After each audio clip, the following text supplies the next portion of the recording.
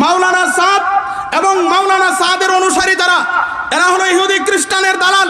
কিন্তু আমাদের সমাজে কিছু মুসলমান না বুঝে মাওলানা সাদের পক্ষে কথা বলে, মাওলানা সাদের পক্ষে উখালতি করে।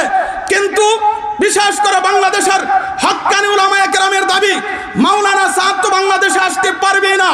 মাওলানা সাদের অনুসারী যারা আছে, এতদিন পর্যন্ত কোন কোন মসজিদে তাদের কার্যকলাপ চালু থাকলেও আজ দেখে মাওলানা সাদের অনুসারীরা মাওলানা সাদের অনুসারী হয়ে কোন মসজিদে কোন জায়গায় তাদের কোনো কার্যকলাপ চলতে দেওয়া হবে না ইনশাআল্লাহ।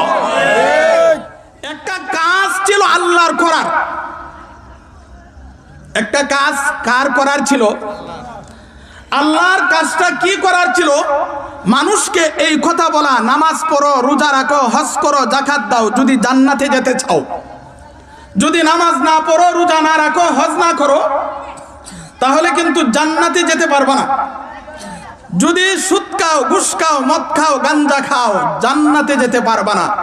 এই খবরটা মানুষের কাছে পৌঁছায়া দেওয়া এটা কার দায়িত্ব ছিল? নিজের কাজ নিজে না করে অন্যের মাধ্যমে করানো, এটাকে বলা হয় খেলাফত। আর যাকে দিয়া করানো হয় তাকে বলা হয় খলিফা। এই দাওয়াতু তাবলীগের কাজটা ছিল আল্লাহর করার। আল্লাহ যদি সরাসরি করতে আসেন, আল্লাহ যদি দুনিয়াতে প্রকাশ পায়, আল্লাহ যদি সরাসরি আমাদেরকে এসে বলেন নামাজ পড়ো, রোজা রাখো, হজ করো, যাকাত দাও, সুদ খায়ো না, ঘুষ খায়ো না, মদ খায়ো না, গাঞ্জা খায়ো না, শিরক বেদাত কইরো না, এর আগের ঘটনা থেকে বুঝলাম আমাদের অস্তিত্ব থাকবো। আল্লাহ যদি সরাসরি প্রকাশ হইয়া দাওয়াতু তাবলীগ করে, আল্লাহ কয় যেই কাজটা আমার ছিল সেই কাজটা আমি নিজে না করে দুনিয়াতে অগণিত নবী রাসূল পাঠায়া সমস্ত নবী রাসূলকে দাওয়াতু তাবলীগের দায়িত্বটা দিয়া দিলাম। কাজটা কার ছিল? আল্লাহ কাকে দিলেন? আদম আলাইহিস সালাম দাওয়াতু তাবলীগ করেছেন, ইব্রাহিম আলাইহিস সালাম দাওয়াতু তাবলীগ করেছেন, মুসা আলাইহিস সালাম দাওয়াতু তাবলীগ করছে, ঈসা আলাইহিস সালাম দাওয়াতু তাবলীগ করেছেন, শেষ পর্যন্ত দাওয়াতু তাবলীগ করেছেন আমাদের নবী, বিশ্ব নবী। দায়িত্বটা কার ছিল? এই দায়িত্বটা সমস্ত নবীগণ পালন করেছেন।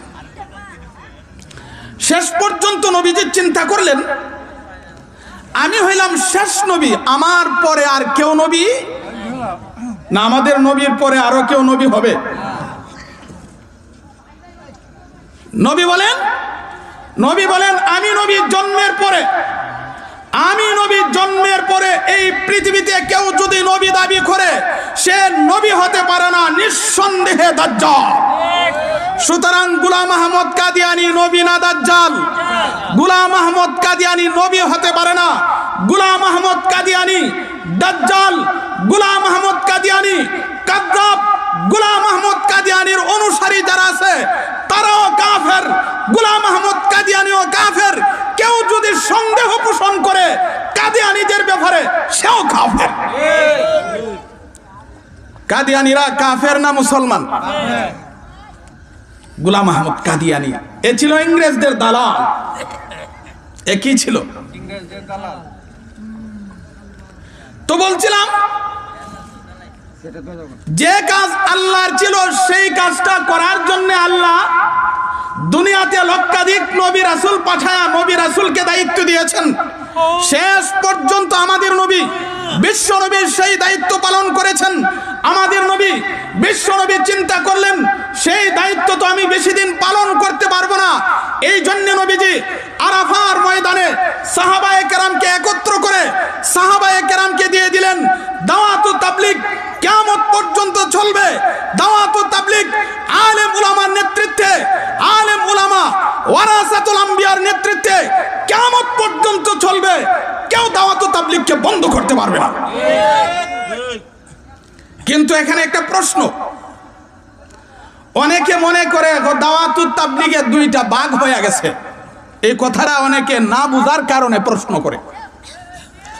দাওয়াতু তাবলীগে দুইটা ভাগ হয় নাই।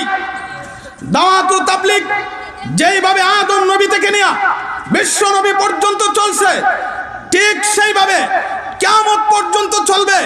কোনো ভাগ হয় নাই। একটা লোক মাওলানা সাদ এক সময় দাওয়াতু তাবলীগে ছিলেন, বলেছেন মাওলানা সাদের বক্তব্য কোরআনের সাথে মিলে না, হাদিসের সাথে মিলে না। এই জন্য মাওলানা সাদকে বারে ভার হাক্কানি উলামায়ে কেরাম, দেওবন্দি উলামায়ে কেরাম সতর্ক করেছেন, ফিরে আসার জন্য বলেছেন। কিন্তু মাওলানা সাদ ইহুদি খ্রিস্টানের দালাল, এই সন্ত্রাসের গডফাদার ফিরে আসে নাই, কোরআন হাদিসের বিরোধী বক্তব্যের উপরে অটল রয়েছেন। শেষ পর্যন্ত হাক্কানি উলামায়ে কেরাম ফতোয়া দিয়েছেন মাওলানা সাদ প্রদভষ্ট, মাওলানা সাদের অনুসারী প্রদভষ্ট। আমরা এতদিন বলেছি, কিন্তু মানুষ আমাদের কথা বিশ্বাস করে নাই। আজ মুসলমানের কাছে পরিষ্কার হয়ে গেছে। 2018 সালে মাওলানা সাদের গুন্ডা বাহিনী আলেম উলামার উপরে অত্যাচার করেছে, আলেম উলামার উপরে নির্যাতন করেছে।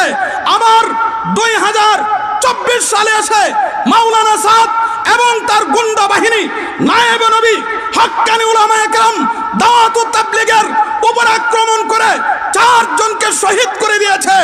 এই জন্য সারা বিশ্বের মুসলমানের কাছে পরিষ্কার হয়ে গেছে মাওলানা সাদ তাবলীগের কেউ নয়, মাওলানা সাদ তাবলীগের সাথে কোনো সম্পর্ক নাই।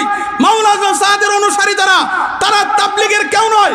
এরা দাওয়াত ও তাবলীগকে বিনষ্ট করার জন্য, দাওয়াত ও তাবলীগকে নষ্ট করার জন্য ইহুদি খ্রিস্টানের এজেন্ট হয়ে বাংলাদেশে কাজ করছে। মাহতারম হাজিরিন, এতদিন আমরা বলেছি, কিন্তু আমাদের কথা অনেকে বিশ্বাস করে নাই। এবার বাংলাদেশের গোয়েন্দা যেই বিষয়টা পরিষ্কার করে দিয়েছেন, মাওলানা সাদ এবং মাওলানা সাদের অনুসারী যারা, এরা হলো ইহুদি খ্রিস্টানের দালাল। কিন্তু আমাদের সমাজে কিছু মুসলমান না বুঝে মাওলানা সাদের পক্ষে কথা বলে, মাওলানা সাদের পক্ষে উখালতি করে। কিন্তু বিশেষ করে বাংলাদেশের হাক্কানি উলামায়ে কেরামের দাবি, মাওলানা সাদ তো বাংলাদেশে আসতে পারবে না। মাওলানা সাদের অনুসারী যারা আছে, এতদিন পর্যন্ত কোন মসজিদও তাদের কার্যকলাপ চালু থাকলেও আজ দেখে মাওলানা সাদের অনুসারীরা, মাওলানা সাদের অনুসারী হয়ে কোন মসজিদে, কোন জায়গায় তাদের কোনো কার্যকলাপ চলতে দেওয়া হবে না ইনশাআল্লাহ। দাওয়াত ও তাবলীগে 2 ভাগ হয় নাই। গোলাম আহমদ কাদিয়ানীকে ইংরেজরা কিন্না নিয়েছেন ইসলাম ধর্মকে ধ্বংস করার জন্য।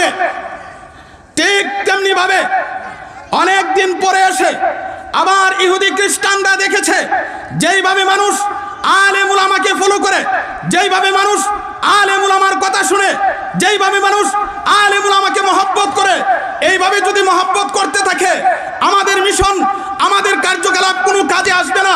যতই চক্রান্ত করি, হাক্কানি উলামায়ে কেরাম মানুষের কাছে তা পরিষ্কার করে দিয়ে দেয়। এই জন্য দাওয়াত ও তাবলীগ সহ ইসলাম ধর্মকে ধ্বংস করার জন্য গোলাম আহমদ কাদিয়ানীর মতো আবার মাওলানা সাদ নামের লোকটাকে ইহুদি খ্রিস্টানরা কিন্না নিয়া মুসলমানকে ধ্বংস করার পায়তারা শুরু করেছে। কিন্তু পরিষ্কার করে দিচ্ছি, কোথাও পারলেও বাংলাদেশ হাক্কানি উলামায়ে কেরামের দেশ, বাংলাদেশ দেওবন্দি উলামায়ে কেরামের দেশ, বাংলাদেশ পীর মাশায়েখের দেশ। এই দেশে শিরক, বেদাত, কুসংস্কার সহ এই দেশে কোনো ইসলামী বিরোধী কোনো কার্যকলাপ করতে দেওয়া হবে না ইনশাআল্লাহ।